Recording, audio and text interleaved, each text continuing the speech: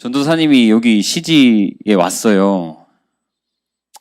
근데 갑자기 지난주에 한나 전사님 저한테 와가지고 전도사님 새해부터는 CG에서 쉐이커스 예배 드려요. 도와주세요. 제 마음에 뭐야 왜 따라오는 거야? 나 분명히 반야월에서 1년 동안 우리 쉐이커스 워십 잘 세워지도록 제가 할 수 있는 역량을 다하여 도왔는데 거기 있지. 날 따라오는 거예요. 그래서 제가 제 속으로 알겠습니다고 했는데 제 마음에 왜 날 따라오는 거야? 라는 마음이 딱 들었어요. 근데 그때 주님이 저에게 이런 얘기 했어요. 널 따라가는 게 아니라 내가 너를 먼저 보냈다. 할렐루야. 이거 아멘 안 하네. 아멘 크게 하세요, 여러분. 아멘. 네. 전사님 이름 뭐예요? 황소리예요. 여기서 소리는 누구를 얘기하는 걸까요? 성경 인물 중에? 요한이에요. 광야에 외치는 자의 소리. 요한의 역할이 뭐예요? 주의 길을 예비하는 자. 제가 그 말씀을 주님께서 딱 주시는데, 우리 쉐이커스를 통해서 주님이 찾아오시고, 쉐이커스 예배를 통해서 주님이 임재하시고, 아멘을 안 하네. 심각하다, 지금. 여기 적응이 잘 안 돼서 그렇죠. 새로운 공간에 와서. 아멘을 잘 해야 돼요. 할렐루야! 네. 쉐이커스를 통해서 주님이 찾아오시고, 쉐이커스를 통해서 주님이 임재하시고, 쉐이커스를 통해서 주님이 여러분을 만나주길 원하세요. 할렐루야! 그러니까, 쉐이커스 오기 전에 저를 먼저 보냈어요. 할렐루야! 제가 회개했어요. 주님, 잘못했습니다. 왜 날 따라오냐?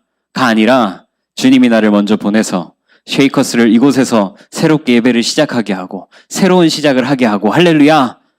그 일에 내 이름처럼 나는 쓰임받았을 뿐인데 저는 착각해서 내가 왜 날 쫓아오는지 이렇게 불평했던 것 같아요. 근데 주님이 깨닫게 해주셨어요. 그러니까 여러분 쉐이커스 워십을 통해서 여러분들은 반드시 2023년 한 해 동안 주님을 인격적으로 깊이 있게 만나게 될 줄 믿으시길 주님의 이름으로 축복합니다.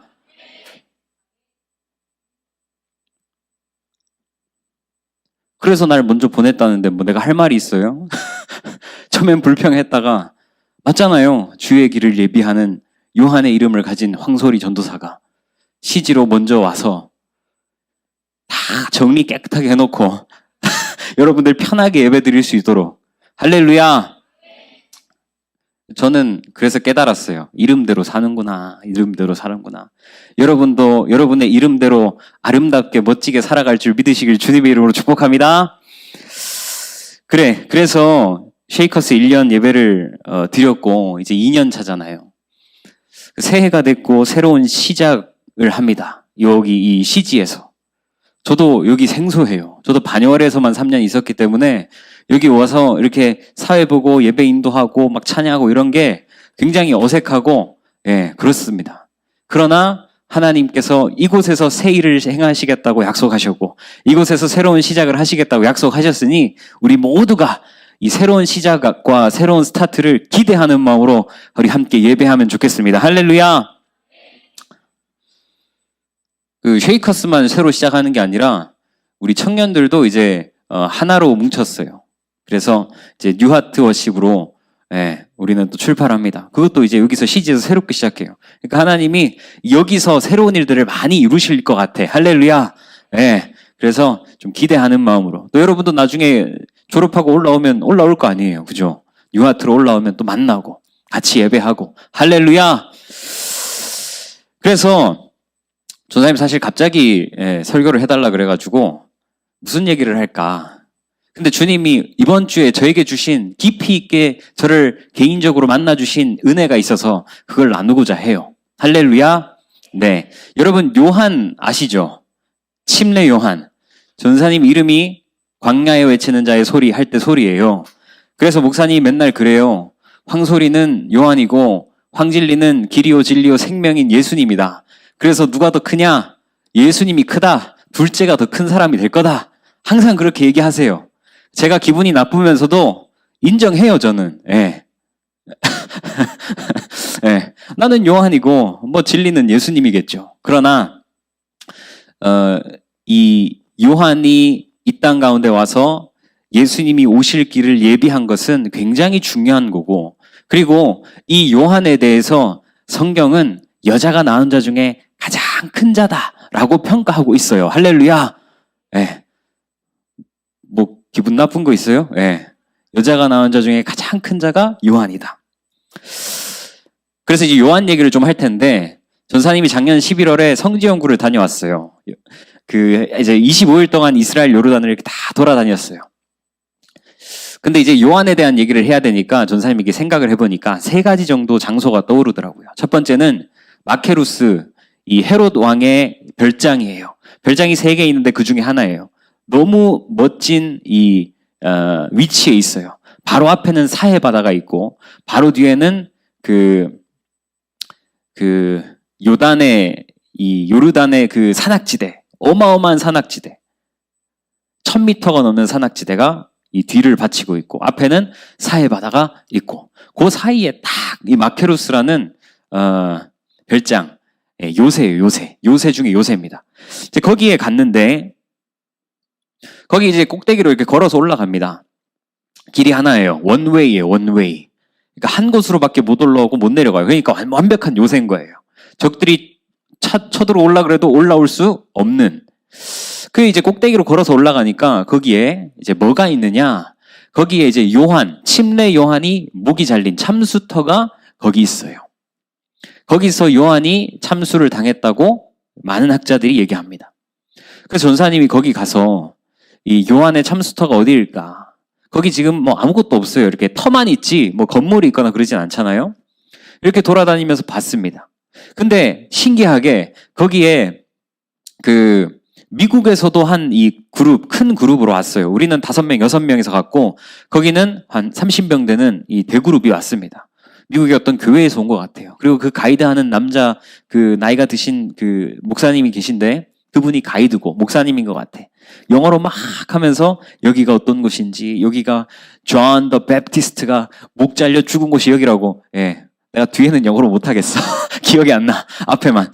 그렇게 막 설명을 하면서, 사람들이 이렇게 모여 있었어요. 가가지고 우리도 엿들었죠. 저도 전사님이 이 말은 잘 못해도 듣는 건 잘해요. 그래서 가만히 들었더니 여기가 요한이 이제 목 잘려서 죽은 곳이구나. 그래서 그 목을 여기다 올렸을 거다. 이렇게 얘기하는 곳을 들었어요. 너무 신기했고, 또 거기 가가지고 이제 우리는 한국 사람인데 우리 또 목사님들이 또 이렇게 이 사교성이 굉장히 좋잖아요. 가가지고 그 미국 사람들한테 어디서 왔냐? 미국에서 왔다. 니들은 어디서 왔냐? 우리는 사우스 코리아에서 왔다. 그러냐? 우리는 패스터들. 우리는 목사님들이다. 했더니 자기도 목사님이래요. 그래가지고 막 반가워가지고 막 얘기했어요. 그래, 교단이 어디냐? 그랬더니 우리는 베프티스트, 침례교다. 이랬더니 그 사람들도 침례교라는 거예요. 여러분, 미국 가면 미국의 남침례교회가 가장 큰 교단이에요. 전 세계적으로 가장 큰 교단. 우리 물댐 교회가 기독교 한국 침례회, 이 베프티스트 침례교잖아요. 이게 전 세계에서 가장 큰 교단이에요. 알았으면 아멘. 예. 대구에는 이 장로교가 크잖아요. 전 세계적으로 보면 침례교가 압도적으로 큽니다. 장로교는 찾아볼 수가 없어요. 10위권 밖에 있어요. 10위권 밖에. 교단 사이즈가. 그러니까 더 반가운 거예요. 그래가지고 같이 처음 보는 사람들끼리 단체 사진을 찍고 다시 보자고 인사하고 헤어졌어요. 그게 전사님이 첫 번째 요한에 대한 성지에서 봤던 참수터에서 느꼈던 요한이 이곳에서 저렇게 이 요단 동편이니까 요단강 쪽 이스라엘 쪽이 아니라 강을 건넌 이 먼 곳이에요. 굉장히 멀어요. 이스라엘이랑 멀다고요. 그러니까 그 먼 곳을 붙잡혀와서 끌려와가지고 거기서 참수를 당하는 그 요한의 그 심정. 그냥 내 집 앞에서 내가 살던 동네에서 죽는 게 아니라 한참 끌려와가지고 별장, 아무도 자기를 구하러 올 수 없는 그곳에서 목숨을 잃어버리는 이 가슴 아픈. 그게 첫 번째였고, 두 번째는 요한이 광야로 가죠. 광야에. 전사님이 광야 체험을 해봤는데, 전사님이 갔을 때는 이제 건기 시작이었기 때문에 우기의 시작이었기 때문에 이제 꽉 마른 땅에 이제 비가 조금씩 내리면서 막 새싹이 돋는 그 찰나예요. 어쨌든 가니까 광야라는 곳은 아무것도 없어요.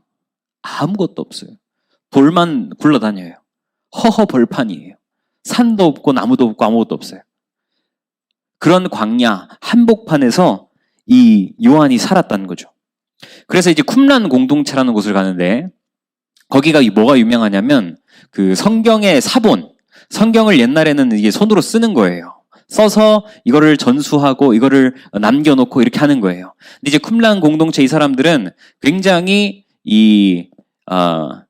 구별된 삶을 살기를 원했어요. 그래서 자기들이 원래 살던 그 공동체에서 빠져나와가지고 자기들끼리 사람이 살지 않는 광야 한복판에서 거기서 이제 동굴에서 살면서 농사 짓고 개간해서 살던 사람들이에요. 그러니까 보통 신앙심이 아니라 굉장히 열심히 있는 신앙인들이었죠. 그들이 그 쿰란 공동체를 세우고 있는데 그때 요한이 거기에 왔다 갔다라고 주장을 하면서 얘기합니다. 그래서 이 쿰란 공동체 아주 척박한 광야 그곳에서 주님을 섬기고 말씀을 지키기 위해 살았어요. 나중에는 항아리에다가 다 성경 사본을 집어넣어가지고 그 사본들을 동굴 곳곳에다가 숨겼어요. 나중에 한참 지나고 나서 그것이 발견됐고 그것이 이 성경을 번역하는데 성경을 이렇게 정경화하는데 굉장히 큰 역할을 했습니다. 이게 두 번째고 세 번째는 요한의 침례터. 요한이 어디서 침례를 주었는가? 이제 그걸 또 찾아가는 거예요. 근데 이제 이 요단강을 중심으로 오른쪽은 요르단이고 왼쪽은 이스라엘이에요. 요단강이 경계예요. 나라의 경계예요. 전사님이 이스라엘에서 요단강을 갔을 때 정말 여기서 이 정도밖에 안 되는 폭. 그러니까 여기서는 이쪽은 이스라엘이고 요 강 건너면 바로 요르단이에요. 여기도 침례터, 저기도 침례터. 그래가지고 와가지고 관광객들이 서로 손 흔들면 손 흔들 수 있어요. 이렇게 마주보면서 인사하고 다 할 수 있어요. 거기 가서 요한이 이곳에서 침례를 주었고 예수님도 이곳 어딘가에서 침례를 받으셨겠구나. 이렇게 세 가지 전사님이 떠오르는 게 있습니다. 그래서 오늘은 이 세 가지 얘기를 잘 짬뽕해서 전사님이 여러분과 말씀을 나누려고 하는데 오늘 본문 말씀을 보기 전에 우리 마태복음 11장 11절 말씀을 함께 한 목소리로 합독했으면 좋겠습니다.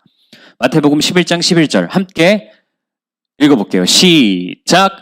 내가 진실로 너희에게 말하노니 여자가 낳은 자 중에 침례 요한보다 큰 이가 일어남이 없도다. 그러나 천국에서는 극히 작은 자라도 그보다 크니라. 할렐루야! 그 성경에서 침례 요한을 평가할 때 여자가 낳은 자 중에 가장 큰 자다. 전사님은 궁금했어요. 왜 요한이 여자가 낳은 자 중에 가장 큰 자가 될까? 목사님, 사모님이 전도사님의 이름을 황소리로 짓고 광야에 외치는 자의 소리 요한을 생각해서 내 이름을 지었는데 그러면 나는 이 요한이랑 관련이 있다 생각하고 나도 요한처럼 어떻게 하면 이런 큰 자가 될 수 있을까? 이런 생각을 많이 해봤습니다. 여러분은 누가 큰 자인 것 같아요? 요한이 왜 큰 자라고 성경은 평가하고 있을까요? 아는 사람 있어요? 궁금한 사람 손 들어봐요. 아버지. 궁금하지도 않아. 그래, 여러분들은 세상에서 큰 자가 되고 싶어요? 예, 종재기 같은 사람이 되고 싶어요? 아니, 똑바로 대답해요. 대답 안 하는 사람은 종재기로 살든지. 여러분은 큰 자가 되고 싶어요? 종재기, 소주잔, 간장 담는 그 작은 소스통 되고 싶어요? 예. 작은 자라고 내가 말도 안 해. 예, 못 따라하도록. 예, 무조건 큰 자가 답이 나오도록 지금 전사님 유도하고 있어요. 다시 한번. 여러분은 큰 자가 되고 싶어요? 아니면 아주 작고 미비하고 보잘것없는 종재기가 되고 싶어요? 예, 큰 자가 되고 싶죠. 왜 요한이 성경에서 큰 자라고 했을까? 전사님 그게 궁금했어요. 자, 오늘 말씀을 한번 보겠습니다. 요한이 큰 자라고 평가는 받았는데 과연 요한이 큰 자인가를 우리가 한번 생각해 봐야 돼요. 마태복음 3장 1절 말씀 같이 읽어봅니다. 시작! 그때 침례 요한이 이르러 유대 광야에서 전파하며 말하되. 자, 침례 요한의 주 활동 무대가 어디였어요? 유대 광야예요. 유대 광야 가본 사람 손 들어보세요. 둘밖에 없네. 전사님 가봤어요. 유대 광야. 야, 전사님 얘기했잖아요. 광야는 아무것도 없다고요. 아무것도 없어요. 사람이 살 수 있어요, 없어요? 사람이 못 살아요. 아주 척박한 땅이에요. 사막이랑도 달라요. 사막은 이 모래가 확 있잖아요. 사막이랑 광야는 완전 달라요. 사막은 사막이고 광야는 광야인데, 광야는 아무튼 돌멩이가 굴러다니고 아무것도 없는 허허벌판입니다. 요한이 활동하고 말씀을 전하고 외쳤던 장소가 어디다? 광야. 예. 왕궁이 아니고 광야라고요. 여러분 생각할 때 하나님이 이 요한을 큰 자라고 했으면, 요한 정도 큰 자라고 하면, 여자가 낳은 주 중에 가장 큰 자라고 했으면 최고 아니에요, 최고. 그렇다면 요한이 광야를 돌아다니면서 광야 한복판에서 아무것도 없는 허허벌판에서 말씀을 전할 게 아니라 사람들이 득실득실거리는 예루살렘성 한복판에서 사람들이 가장 많이 모이고 또 가장 이렇게 얘기하고 외칠 수 있는 좋은 장소에서, 그런 데서 말씀을 전하고 그런 데서 외쳤으면 요한이 큰 자처럼 보여요. 근데 요한의 주 활동 무대가 어디였다고요? 광야예요. 광야에는 뭐가 있다고요? 없다고요? 없어요. 사람도 있어요? 없어요? 심각해요. 사람도 없어요. 광야에는 사람이 안 살아요, 여러분. 주거지가 없어요. 그러니까 요한 혼자 그 아무 데도 없는 데서 혼자 외치고 다니는 거예요. 여러분 상상해봐요. 상상해봐요. 얼마나 없어 보여요. 그러고도 요한이 큰 자라고 할 수 있습니까? 고개 들어요, 고개. 많이 졸려? 잠바 벗으라 했는데 다 벗었죠. 예. 이 히터 끄세요, 히터. 예. 미리 끄세요.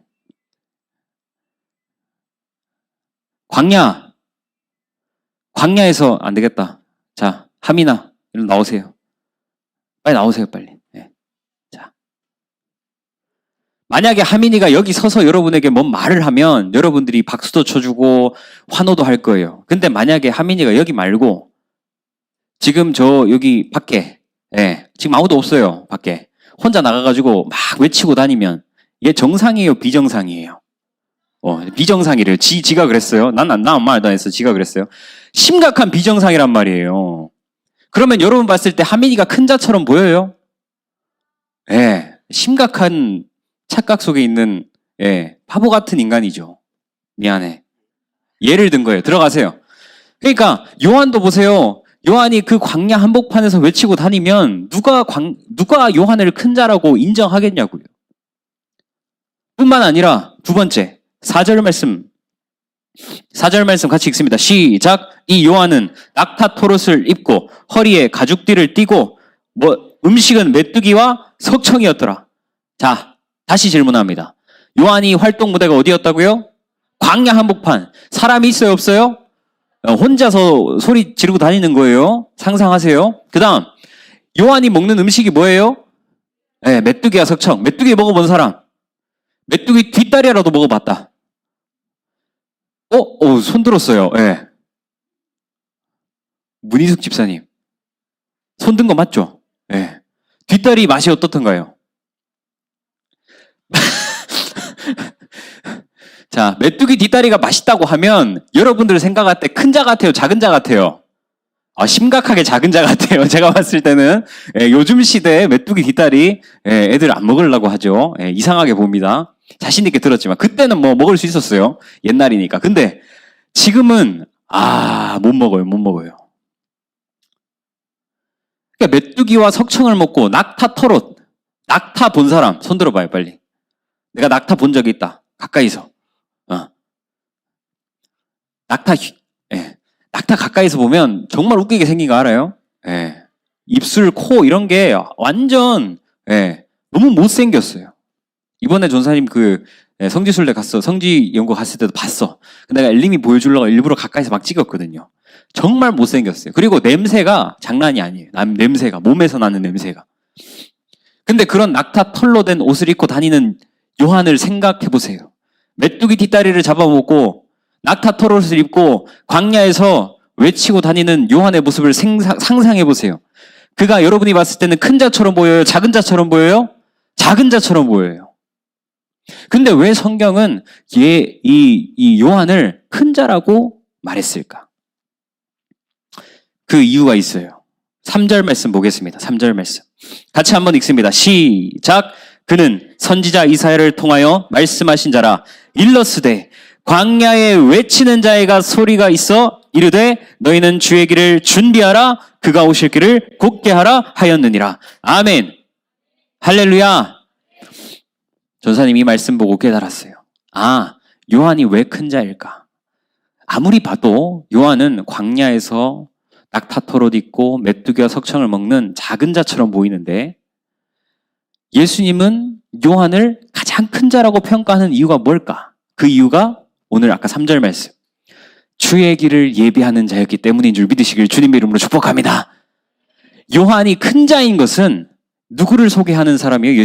요한은 예수님이에요. 오실 메시아가 누구인지, 예수님이 이 땅에 오셔서 우리에게 어떤 일을 하시는지를 소개하는 자였고 예수님을 전하는 자였기 때문에 요한은 가장 큰 자라고 평가받는 줄 믿으시길 주님의 이름으로 축복합니다. 누가 큰 자냐면 예수님과 가까울수록 큰 자예요. 따라합시다. 예수님과 가까울수록 큰 자다. 성경은 이것을 정확하게 얘기하고 있어요. 여러분이 봤을 때, 내가 봤을 때도 요한은 큰 자가 아니에요. 원래 대제사장 돼야 될 사람인데 그것도 못하고 쫓겨났어요. 자기가 나왔다고 하기도 하고 쫓겨났다고 하기도 하지만 어쨌든 간에 제사장 될 사람이 제사장 못 되고 그냥 밖으로 나온 것은 별 볼 일 없는 사람이라는 거예요. 큰 자가 아니라는 거예요. 근데 성경은 여자가 낳은 자 중에 가장 큰 자다. 왜? 예수님과 가까이 있었고 예수님을 잘 알았고 예수님이 어떤 분이신지를 준비하고 예비하는 자였기 때문에. 할렐루야. 전사님이 여러분들이 세상 속에서 큰 자가 되길 바랍니다. 할렐루야. 쉐이커스 출신은 다 큰 자가 돼야 돼요. 할렐루야. 어떻게 하면 큰 자가 되냐? 따라합시다. 예수님을 깊이 알자. 조금 작아. 이렇게 해서 저기 제주도 가서 캠프 가면 목사님들 혼날 수도 있어. 연습할 겸 다시 예수님을 깊이 알자. 그러면 큰 자가 돼요. 공부 많이 해서 큰 자가 될까요? 머리가 비상하면 큰 자가 될까요? 찬양팀, 인도자, 찬양을 잘 인도하고 기타 잘 치고 드럼 잘 치고 건반 잘 치면 여러분이 큰 자가 될까요? 아니요. 여러분이 큰 자가 되는 유일한 방법은 예수와 가까이 지내는 거예요. 할렐루야. 예수님이 여러분 안에 계시지만 그 예수님과 여러분이 얼마나 밀접한지 그게 여러분의 인생을 크고 작고를 결정하는 줄 믿으시길 주님의 이름으로 축복합니다. 공부 조금 못해도 괜찮아요. 조금 못생겨도 괜찮아요. 전도사님처럼 키가 좀 작아도 괜찮아요. 살이 좀 쪄도 괜찮아요. 너무 빼빼 말라도 괜찮아요.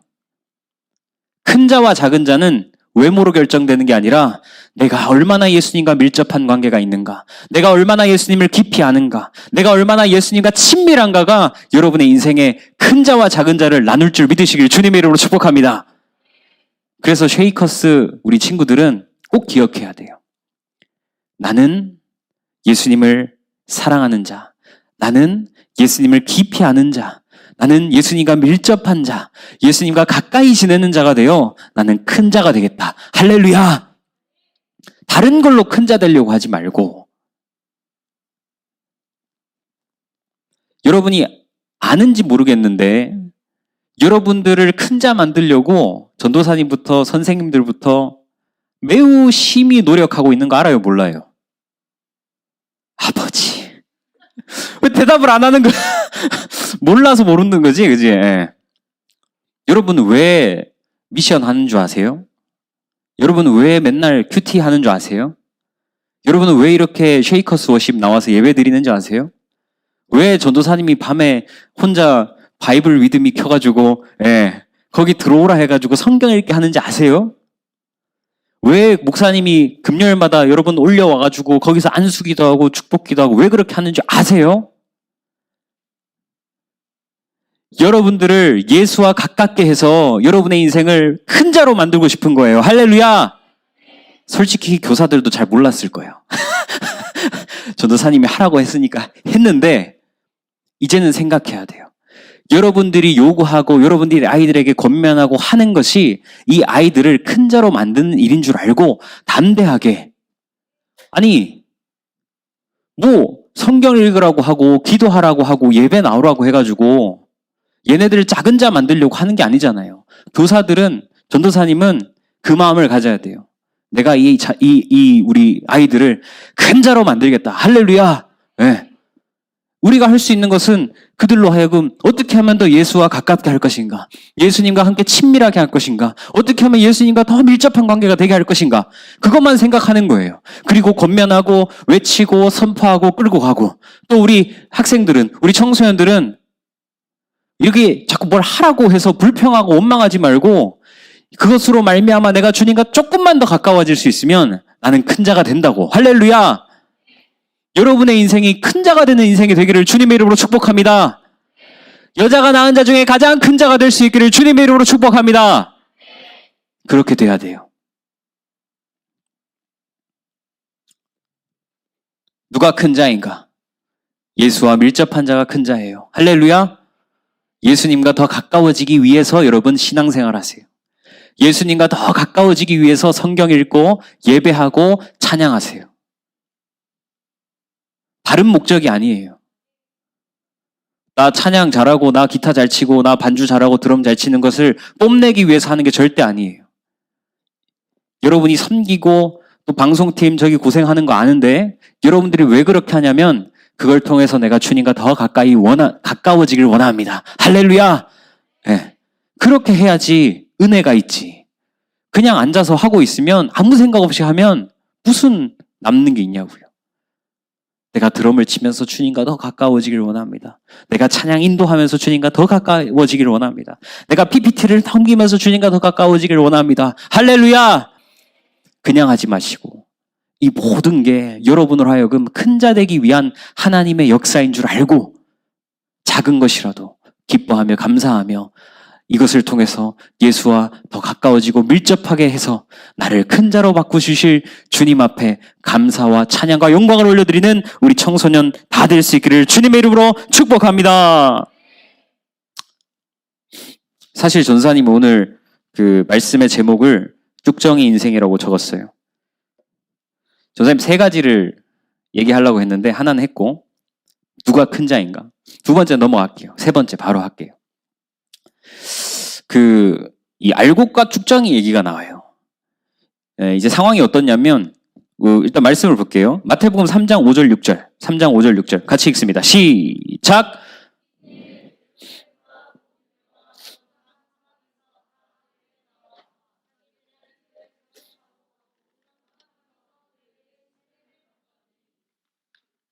자, 예루살렘과 온 유대와 요단강 사방에서 그 얘기가 나왔다. 그가 누구예요? 요한이에요. 요한에게 나오는 이유가 있어요. 왜 나왔냐면 자기들의 죄를 자복하고 요단강에서 그에게 침례를 받기 위해서 많은 사람들이 몰려오기 시작했어요. 조사님 얘기했죠. 분명히 요한은 큰 자처럼 안 보였어요. 근데 그가 큰 자인 이유는 예수와 가까웠고 예수의 오실 길을 준비하는 자였고 예수님을 외치던 자였어요. 그러니까 결국 그 외형적으로는, 상황적으로는, 배경적으로는 큰 자가 아닌데 그가 예수와 가까우니까, 예수님과 밀접하니까 그가 외칠 때 능력이 나타나고 기적이 나타나는 거예요. 할렐루야. 그래서 그 사방에서 다 몰려왔다고 성경은 기록해요. 근데 이제 문제는 많은 사람들이 몰려왔어요. 근데 거기에 누구 더 섞여서 오냐면 이게 중요해요. 7절 말씀 시작!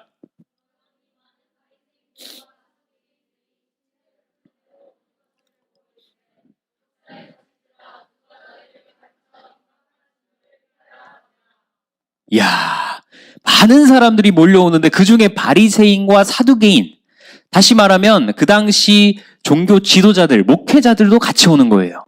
왜냐하면 도대체 요한이 무슨 말을 하길래 도대체 요한이 어떤 놈이길래 이렇게 사람들이 많이 몰려가지? 그 당시 너무 센세이션한 일이 일어난 거예요. 사람들이 원래 회당으로 모이고 이 성전으로 모여야 되는데 그 많은 사람들이 이 요한을 찾아 요단강으로 모인다는 소식을 듣고 이 바리새인과 사두개인들이 너무 궁금한 거예요. 도대체 무슨 일이 벌어지는 건가? 뭐 하고 있는 건가? 그래서 이 요단강, 요한이 있는 곳으로 찾아갔어요. 그러니까 이 사두개인들, 바리새인들 속에는 어떤 마음이 있었어요? 아까 봤을 때 많은 사람들은 자기의 자료를 자백하고 침례받기 위해 모였는데 사두개인과 바리새인들은 목적이 뭐예요? 요한이 뭐 하나 보고 싶은 거예요. 요한이 도대체 어떻게 하길래 사람들을 많이 홀려서 그렇게 사람들을 끌고 갈까? 그게 궁금한 거예요. 비법이 궁금한 거예요. 그렇게 해서 같이 찾아갔어요. 근데 문제는 요한이 거기다 대고 그 바리새인과 사두개인들 그들이 오는 것을 보고 이르되 7절에 보니까 이 독사의 자식들아. 조는 사람 깨우는 거예요. 조는 사람 깨우는 거예요. 이 독사의 자식들아. 이게 이제 한국적인 감성으로는 개 땡땡이랑 똑같아요. 여러분, 목사님들이 이렇게 무리를 이루어서 막 요한을 찾아갔는데 요한이 그 목사님들을 향하여 뭐라고 했다고요? 이 개? 상상하세요. 상상하세요. 예. 식은땀이 나는 일이요. 식은땀이 나는 일이 생겼어요. 요한이 왜 그렇게 노발대발 그 당시 종교 지도자들 제일 잘 나가던 목사님들 그들을 향해서 이 개땡땡들아 라고 외쳤을까? 오늘날 만약에 그런 일이 벌어진다면 그거 여러분 감당되겠어요? 대박 사건. 난리 나겠죠. 난리 나겠죠. 왜 요한은 그 바리새인과 사두개인들이 요한이 뭐 하나 보러 오는 것을 가지고 요한이 거기다 대고 굉장히 화를 내며 이 독사의 자식들이라고 비판하고 그들을 향해서 소리치고 외쳤을까요? 일단 바리새인 사두개인들이 어떤 생각을 했는지가 중요해요. 우리 9절 말씀 함께 보겠습니다. 9절 말씀 시작.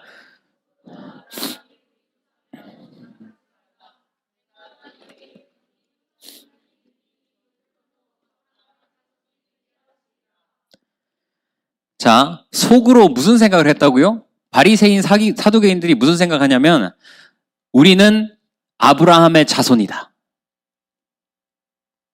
여기서 아브라함의 자손이라는 것은 나는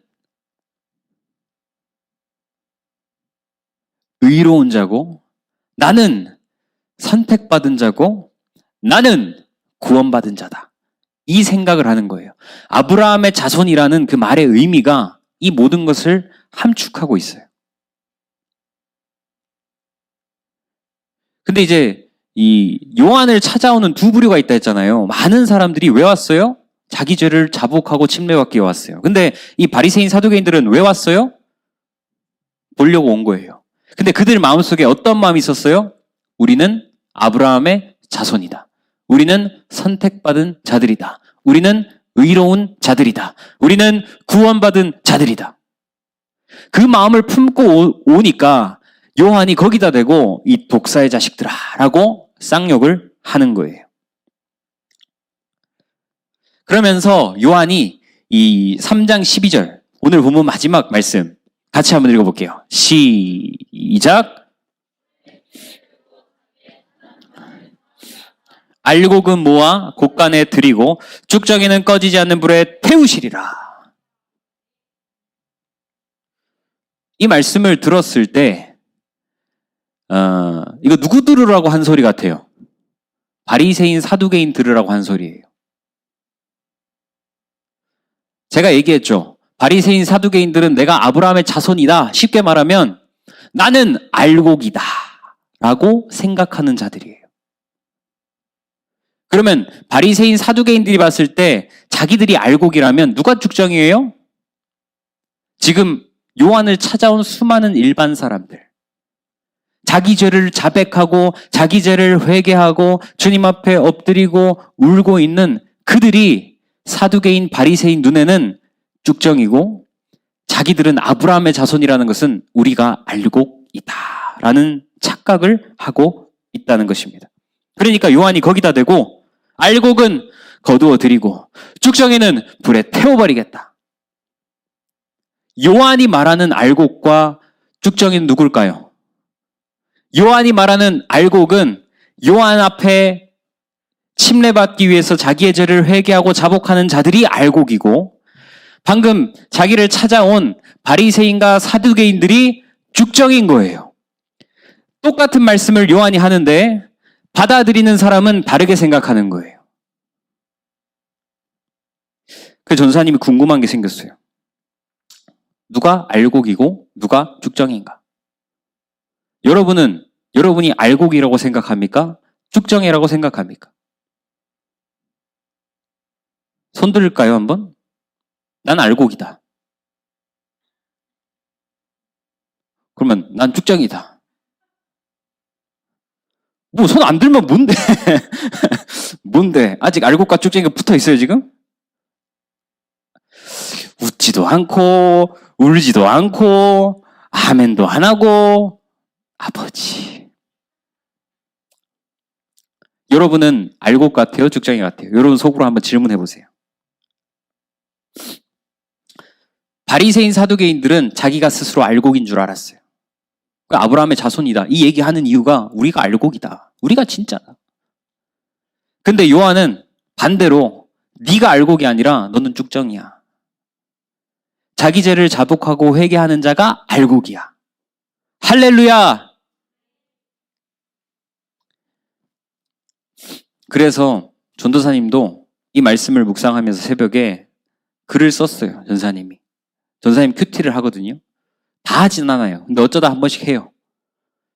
그 큐티 문을 올려주긴 하지만 다시 내가 개인적으로 큐티 할 때도 있고 못 할 때도 있는데 이 말씀 내가 개인적으로 큐티를 했었어요.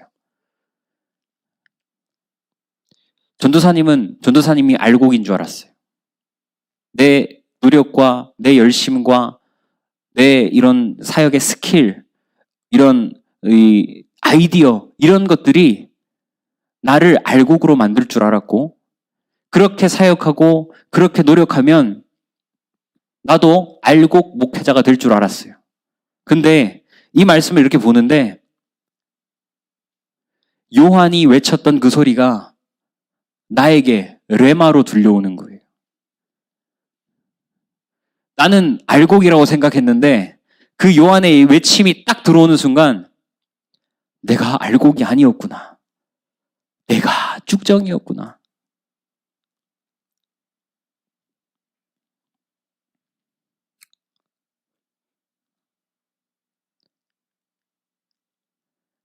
내가 알곡이라고 생각하는 사람은 쭉정이일 확률이 굉장히 높아요.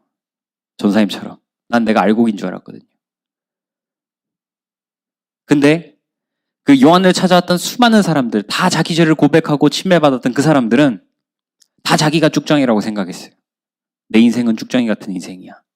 죄가 가득하고 악한 것이 가득하고 추하고 더러운 것이 내 속에 너무 많아서 어찌할 줄 몰라 자백하고 회개하는 자들. 그들은 분명히 쭉정이 인생이 맞아요. 근데 쭉정이 인생인 그들이 와서 회개하고 자복하면 어떤 일이 벌어지냐면 그 쭉정이 인생이 알곡 인생으로 바뀌어요. 할렐루야! 할렐루야! 근데 바리새인 사두개인처럼 나는 알곡이야. 나는 쭉정이가 아니야. 나는 알곡 중에도 멋진 알곡이고 튼튼한 알곡이고 실한 알곡이야. 라고 생각하며 왔던 자들은 쭉정이 인생 되는 거예요. 곡간에 들인다. 불에 태운다. 이거 뭐의 문제예요? 구원의 문제예요. 구원의 문제. 굉장히 심각한 거예요. 그 당시 최고 종교 지도자들이 쭉정이가 되어 불에 들어간다고 생각해 보세요. 오늘날 목사님, 전도사님 같은 사람들이 천국 가는 게 아니고 지옥 가는 사람이라고 생각해 보세요. 이거 얼마나 충격적이에요. 근데 이 시대 많은 목회자들이 내가 알곡이라고 착각하는 거예요. 쭉정이가 되지 않는 거예요. 알곡이니까 알곡처럼 살려고만 해요. 내가 쭉정이인 것을 인정하지 않아요. 내가 알곡인 줄 알고 알곡으로 살다가 결국은 쭉정이 인생으로 끝나는 거예요. 그런데 어떤 사람들은 내 인생이 쭉정이인 거를 철저하게 인정해요. 주님, 내 인생이 쭉정이 인생이 맞네요. 그렇게 인정하고 주님 앞에 내 죄를 자복하고 회개하고 돌이키는 자들은 반드시 알곡으로 바뀔 줄 믿으시길 주님의 이름으로 축복합니다.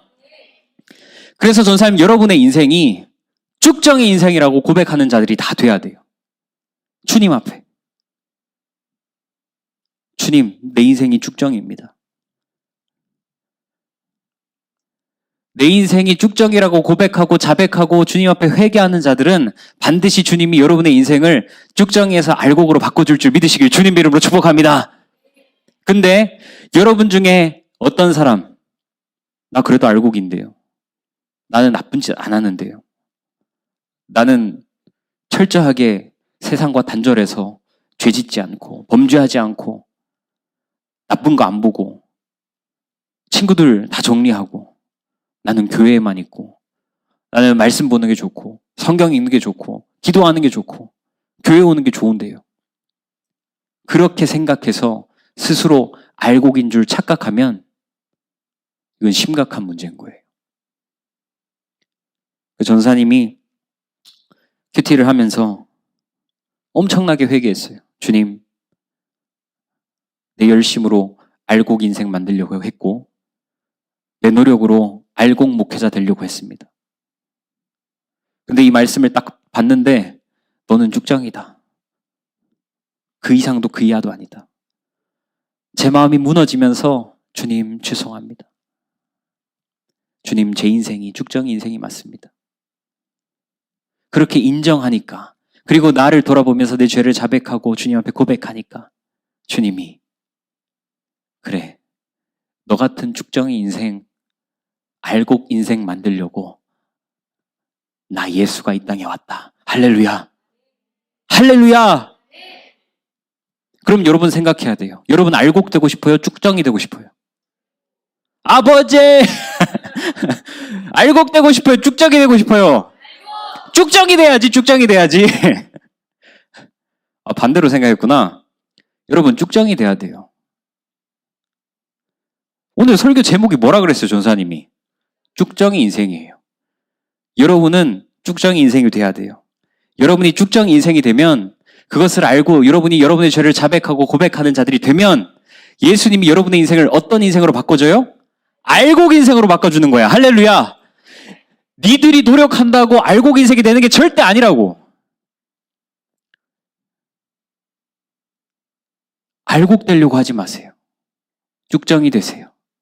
쭉정이 되어서 내 인생이 쭉정이입니다라고 인정하는 사람들에게 예수님이 찾아와서 그 인생을 알곡으로 바꿔준다고요. 할렐루야! 예수님은 답이 없는 쭉정이 인생을 아주 멋지고 존귀한 알곡 인생으로 바꾸실 수 있는 분이에요. 할렐루야! 그 예수님이 우리 가운데 찾아왔고 우리와 함께 하시니까 얼마나 기뻐요. 아멘! 그래서 옆 사람과 인사하세요. 참 쭉정이 인생이시군요. 시작! 네. 다시 인사하세요. 나는 쭉정이 인생입니다. 시작! 그런 쭉정이 인생에게 예수님의 사랑과 은혜가 임하는 거예요. 할렐루야! 네. 여러분이 나는 쭉정이 인생입니다라고 외치고 다니면 예수님이 여러분을 쭉정이 인생으로 그대로 둘까요? 아니면 알곡으로 바꿔놓을까요? 할렐루야! 그러니까 제가 뭘 강조하고 싶은지 알겠어요? 여러분이 뭐라고 외치며 살아야 된다고요? 쭉정이 인생이라고요. 나 같은 쭉정이 인생 알곡으로 바꿔주신 주님이 난 너무 좋아. 왜 쉐이커스에 나오냐? 왜 토요일에도 예배 드리러 나오냐? 나 같은 쭉정이 인생 예수님이 여기서 만나주신다는데 할렐루야. 내 인생 여기서 만나서 알곡으로 바꿔주신다는데 할렐루야. 이렇게 안 나올 이유가 없는 거야. 할렐루야. 제발 착각하지 마세요. 내가 여기 나와서 난 알곡이야. 아니요. 여러분은 제가 우리 청년 리더들한테 얘기했어요. 청년 리더 여러분, 여러분들은 쭉정이 중에 상쭉정입니다. 내가 리더라고 알곡이라고 생각하지 말라고요. 내가 목회자라고 나는 알곡이라고 생각 안 하겠다고요. 나는 더 심각한 쭉정이 인생이에요. 근데 그런 심각한 쭉정이 인생을 주님이 만나주셔서 우리를 통해서 알곡으로 바꾸시겠다고 약속하시는데, 할렐루야. 그러면 쭉정이가 되면 될수록 좋은 거야. 아멘. 쭉정이가 되면 될수록 예수님의 그 크고 놀라운 사랑이 더 깊이 있게 느껴지는 거예요. 할렐루야.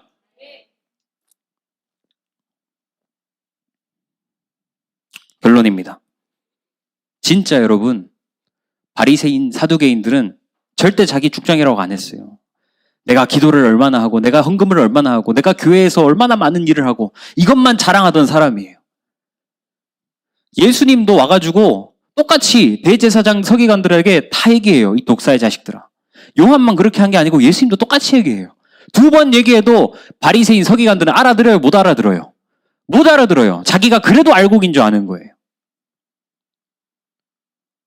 회개하라, 천국이 가까이 왔다. 천국이 가까이 왔다는 것은 예수님이 가까이 왔다는 얘기고, 예수님이 가까이 오셨을 때 우리 인간이 할 수 있는 것은 회개밖에 없어. 따라합시다. 회개밖에 없다. 시작. 아무 죄 없으신 예수님이 우리 가운데 가까이 오시면 우리가 할 수 있는 것은, 죄가 많은 우리가 할 수 있는 것은 주님 앞에 회개하는 것밖에 없다니까요. 요한이 그래서 외치는 거예요. 딱 한 가지 외쳐요. 회개하라, 천국이 가까이 왔느니라. 예수님이 이 땅에 오시는데, 예수님이 이 땅에 오실 때 우리가 할 수 있는 것은 회개하는 것밖에 없다. 우리 죄를 주님 앞에 자복하고 회개하는 일밖에 없다. 이게 알곡과 쭉정이 얘기랑 이어지는 거예요. 바리새인 서기관들은 회개하라, 천국이 가까이 왔다라는 얘기가 귀에 들어와야 안 들어와요? 안 들어오는 거예요. 자기 얘기인지 모르는 거예요. 내가 왜 회개해? 난 알곡인데. 자기가 쭉정이인지 모르는 인생은 회개하지 않는 인생. 자기가 쭉정이인 것을 인정하는 인생은 내 잘못을 주님 앞에 회개하고 고백하는 인생.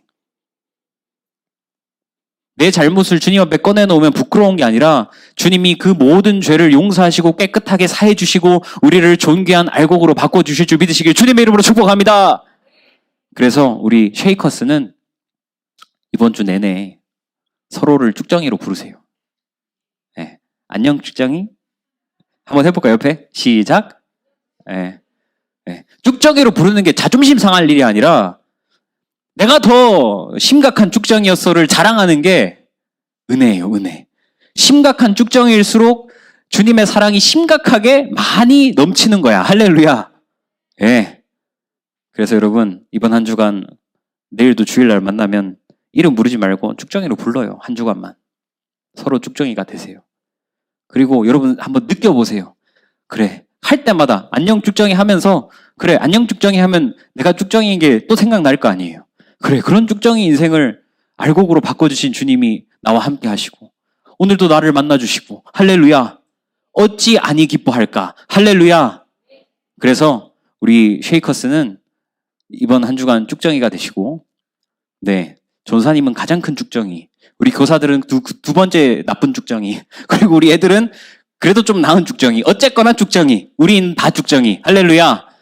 그렇게 쭉정이라고 고백하면 주님이 반드시 우리를 뭘로 바꿔준다? 알곡으로 바꾼다. 할렐루야. 그러니까 알곡 되려고 하지 말고 쭉정이가 돼요. 쭉정이가 되면 될수록 주님은 더 크게 역사해서 우리의 인생을 다 알곡으로 바꿔주실 줄 믿으시길 주님의 이름으로 축복합니다.